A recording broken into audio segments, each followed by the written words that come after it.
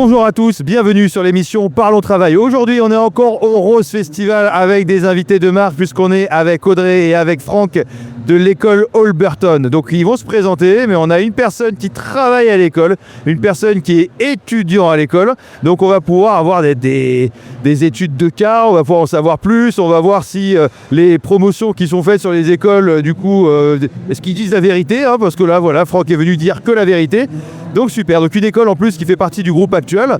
On va se présenter rapidement. Audrey, Franck, je suis ravi de vous avoir. Comment ça va aujourd'hui? Et puis présentez-vous. Audrey, donc je suis Audrey Cassanier, la directrice de l'école Holberton, du campus toulousain. Donc école de formation, un organisme de formation au développement web et au métier du numérique plus globalement. Bonjour et merci de votre présence. Moi c'est Franck, je suis étudiant à Holberton en première année. J'ai terminé mon premier trimestre en tant que développeur web mobile. D'accord, très bien. Est-ce qu'on peut faire un petit mot rapidement, peut-être pour les gens qui ne connaissaient pas cette école? Elle n'est pas qu'en France, si je ne dis pas de bêtises. Et elle a une petite particularité comme école. Ouais, c'est une école qui est née dans la Silicon Valley. En fait, c'est une école qui a été créée par des Français. Mais dans la Silicon Valley, le premier campus, c'est le campus de San Francisco. En fait, c'était des développeurs eux-mêmes. Et ils se sont aperçus que des développeurs très bien formés aux compétences tech, il y en avait plein. Mais des développeurs qui avaient de très bons soft skills, il y en avait moins. Et un bon développeur, c'est pas uniquement un mec qui sait coder, c'est quelqu'un qui sait travailler en équipe, c'est quelqu'un qui sait s'intégrer dans une équipe, c'est quelqu'un qui sait communiquer. Et ça, c'était des choses qui étaient un peu moins présentes dans la palette de compétences des développeurs à cette époque-là. Donc ils se sont dit, aucun souci, on va créer une école et on va former les gens aussi sur ce volet-là. Et c'est comme ça qu'est né Holberton. Ok. Et alors moi, c'est une école sans prof, non? C'est ça? Exactement. C'est complètement fou, ça.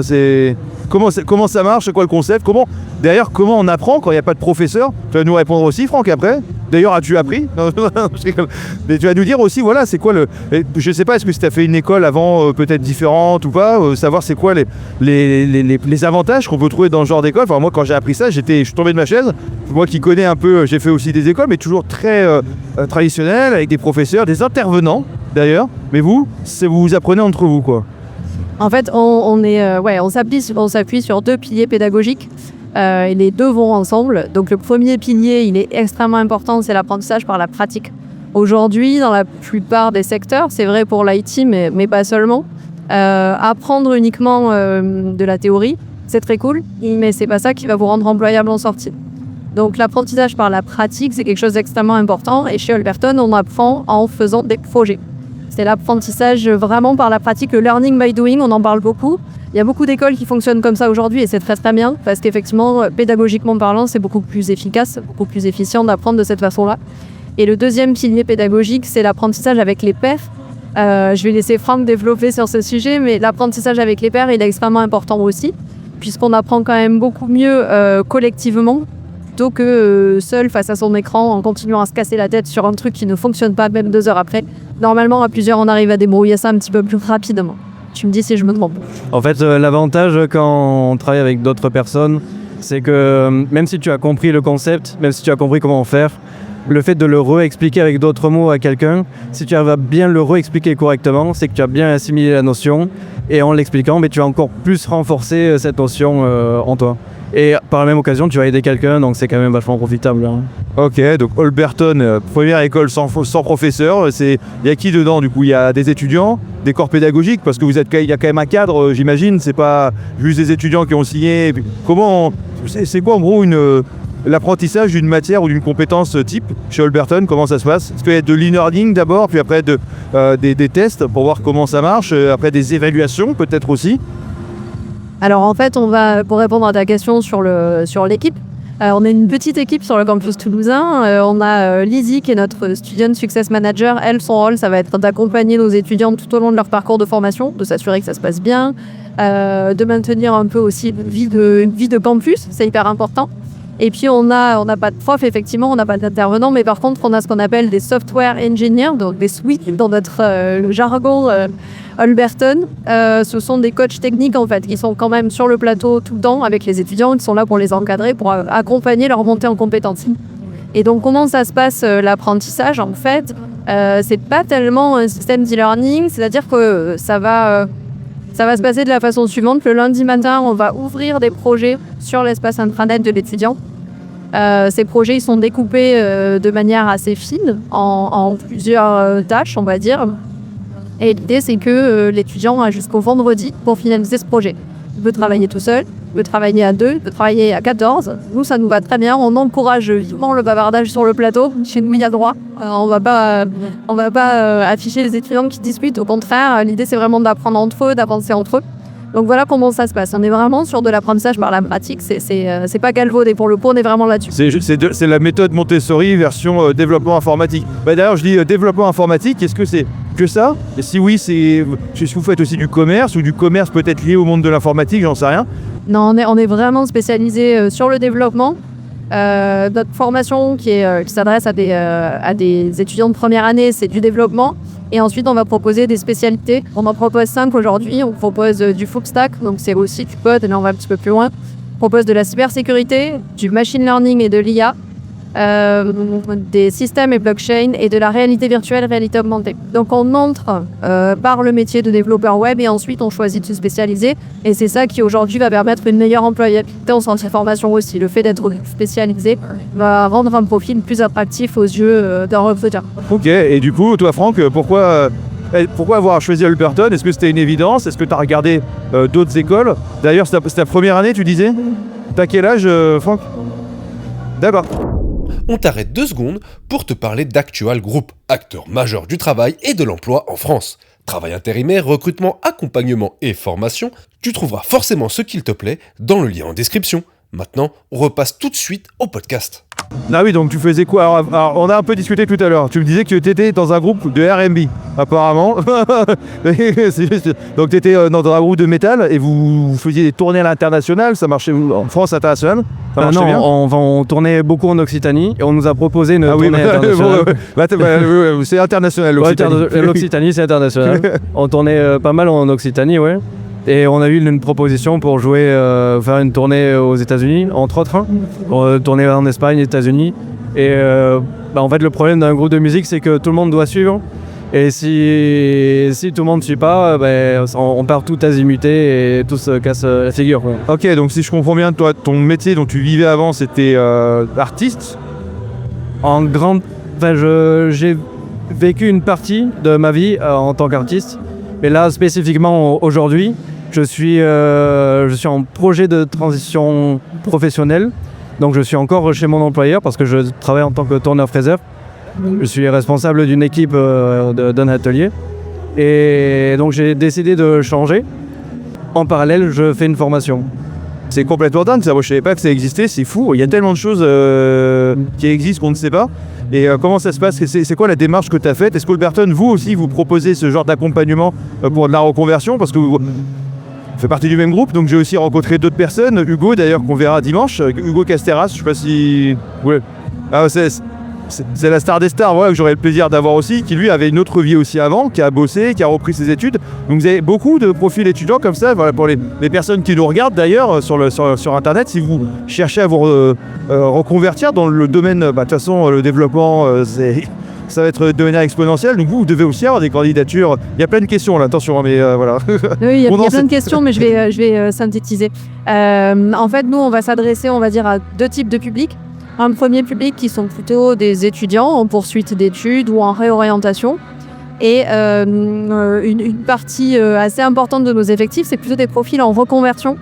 Donc qui viennent de profils et de secteurs complètement différents, qui ont des parcours rocambolesques parfois, qui sont éloignés du système scolaire, qui est en décrochage parce que justement le système éducatif traditionnel, la méthode ne convient pas à tout le monde et pour le coup ils viennent chercher une autre méthodologie d'apprentissage, c'est hyper intéressant. Donc oui, des profils comme Franck en reconversion, on a beaucoup qui peuvent venir d'univers extrêmement différents. Ça peut être forcément de l'aéronautique à Toulouse, ça peut être de la restauration, ça peut être du contrôle qualité en assurance, du marketing, de l'enseignement, de la poissonnerie. Vraiment très divers. Et l'idée en fait, c'est qu'on est une école sans prérequis à l'entrée, c'est-à-dire qu'on s'adresse vraiment à des personnes qui ont un niveau débutant. Et on n'a pas de prérequis académiques non plus. Donc on a des gens qui nous rejoignent avec un bac plus 5 et des gens qui nous rejoignent avec un bac moins 5 et ça nous va très bien, c'est pas ce qu'on regarde. On regarde la motivation, et la capacité à apprendre en équipe. C'est vraiment ça qui va faire la différence. On peut faire quoi? Alternance, c'est initial, c'est genre ce stage. Parfois il y a des stages longue durée aussi, je crois que ça existe ce format dans des écoles. Vous En proposez fait, quoi vous on entre en première année sur un format plutôt initial, donc c'est une formation qui dure 9 mois en temps plein. Et à l'issue de cette première année, soit on peut choisir de s'arrêter, ce qui n'est pas extrêmement intelligent au vu du marché professionnel aujourd'hui. C'est pas le conseil qu'on donne à nos étudiants, mais en tout cas, s'ils le souhaitent, ils peuvent s'arrêter là. À minima, on leur conseille de compléter par un stage. On peut faire jusqu'à 6 mois de convention de stage, donc c'est quand même des stages de longue durée, c'est intéressant. Et pour ceux qui veulent poursuivre, après le stage ou sans stage, ils peuvent intégrer la deuxième année. Et donc cette spécialisation, elle se fait soit en temps plein, 9 mois de plus, soit en alternance. Et à l'issue d'une spécialisation en temps plein, on peut refaire un stage si on veut. Donc en fait, ce qu'il faut retenir, c'est qu'on peut construire des parcours presque sur mesure. C'est vraiment chacun qui va construire son parcours de reconversion en fonction du temps qu'il s'est fixé pour mener à bien son projet, en fonction de ses souhaits. Mais l'idée, dans tous les cas, c'est d'intégrer au maximum des expériences concrètes, parce que sur un profil de reconverti, c'est ça qui va faire la différence au moment d'être recruté derrière. Ouais. Et on a parlé d'Holberton en Occitanie, mais c'est plusieurs villes en France et plusieurs villes dans le monde même, si je dis pas de bêtises. C'est international comme plateforme de France. C'est exactement. Mais surtout en Occitanie. Et vous, on peut vous retrouver où, Holberton? Parce qu'il y a des gens qui nous regardent en France, qui nous regardent à l'étranger. D'ailleurs, on vous salue.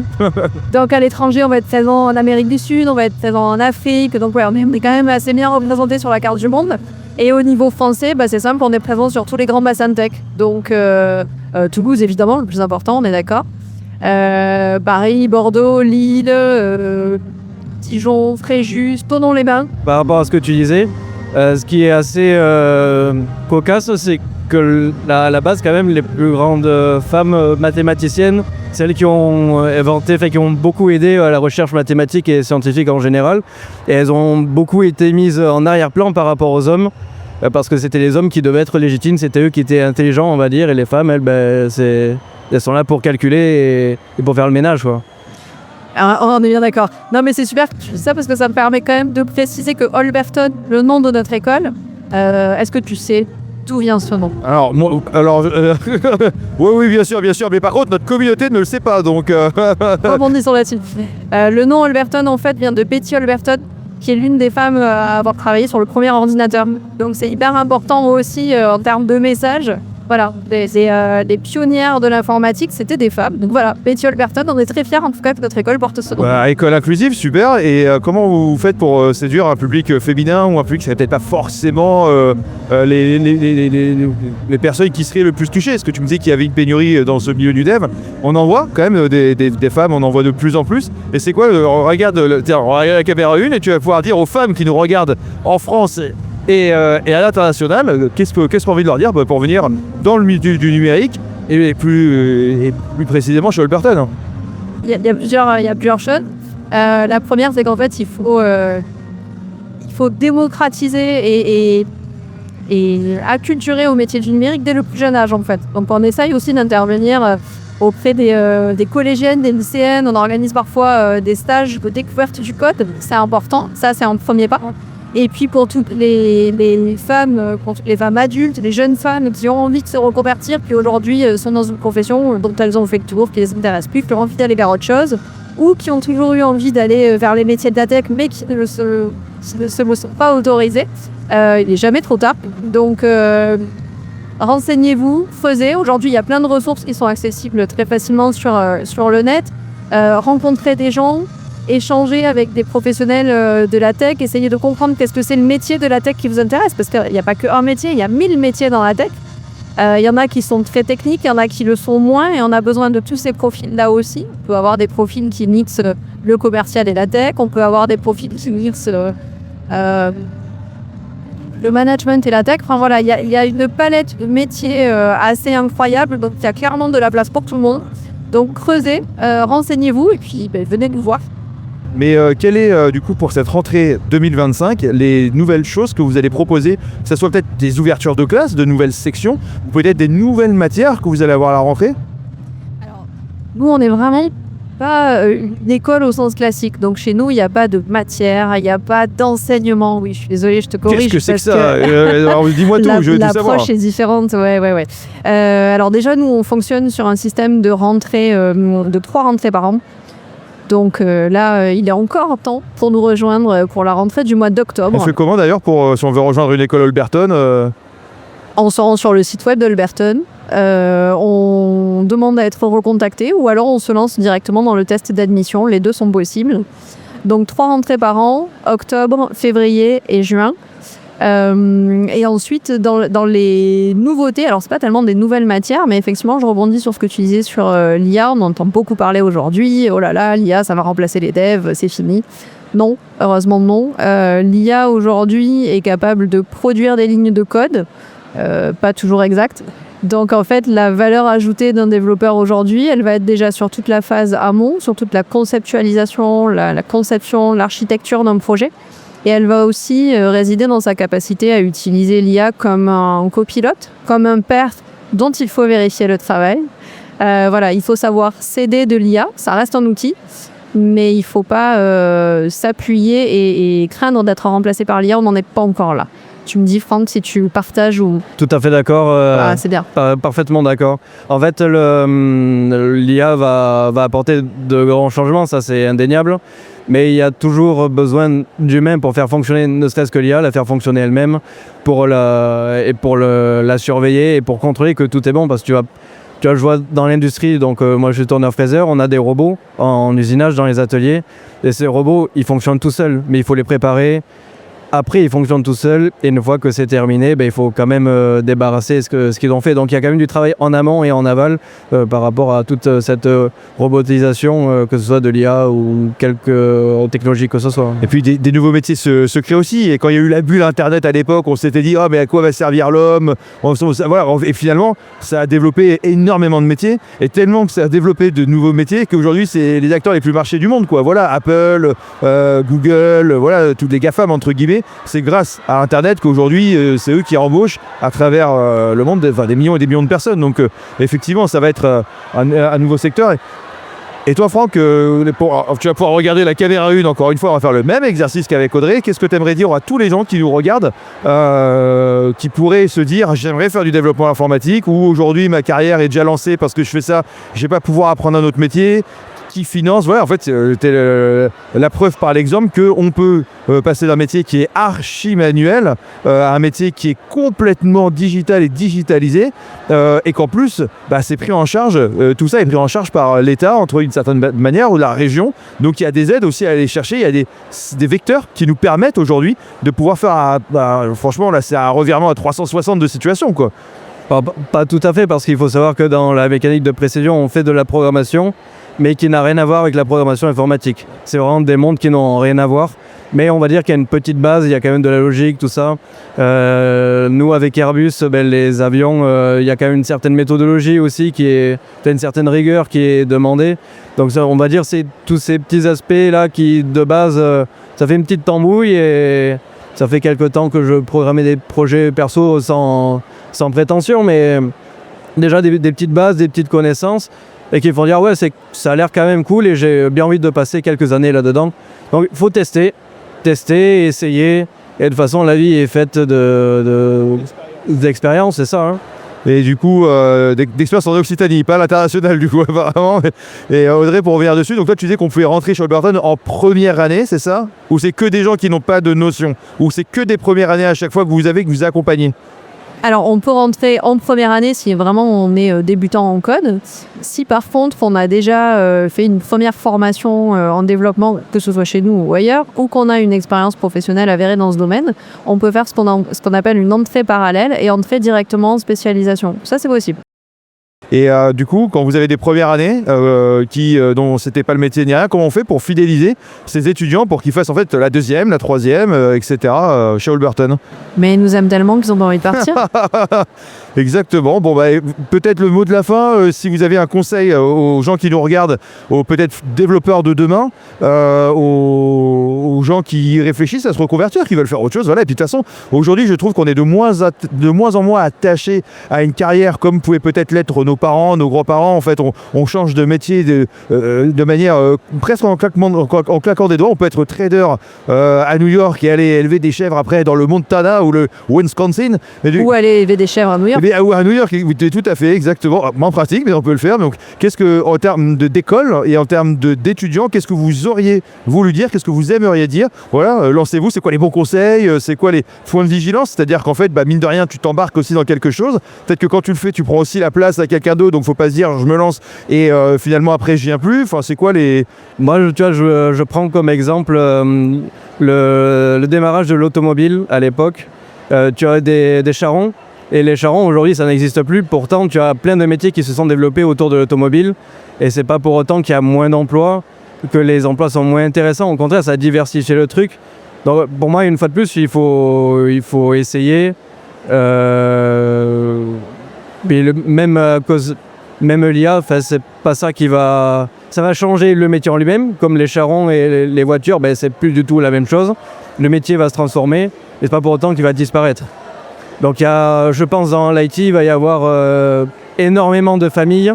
Et c'est un peu comme à Poudlard, il faut choisir sa famille, quoi. Exactement. Non, moi je vais rebondir sur ce que tu disais en termes de conseils. Lancez-vous parce qu'effectivement aujourd'hui les parcours professionnels c'est plus du tout ce qu'on a connu il y a quelques décennies. Aujourd'hui une carrière professionnelle elle est faite de virages, de changements. Les générations actuelles et d'autant plus les futures auront clairement pas un métier tout au long de leur vie. Donc la reconversion d'aujourd'hui, c'est pas forcément votre métier définitif pour tout le reste de votre vie. Mais en tout cas, si c'est ce qui vous fait kiffer, c'est ce qui vous fait envie depuis toujours, que vous vous dites, oh là là, mais j'aimerais tellement le faire, mais c'est sûr, j'ai pas les capacités, ou c'est sûr, c'est pas pour moi. Mais non, testez. Il y a qu'en testant qu'on peut savoir. C'est comme la méthode d'apprentissage par la pratique. Il y a qu'en essayant qu'on peut savoir si ça fonctionne ou pas, donc essayez. Audrey et Franck, merci beaucoup d'avoir été avec nous. C'était un plaisir de vous recevoir sur ce plateau exceptionnel, encore une fois, au Rose Festival, où on entend un peu qu'il y a de l'ambiance de temps en temps. L'ambiance commence à monter. Voilà, en tout cas, merci d'avoir suivi encore l'émission Parlons Travail et on vous dit à très bientôt.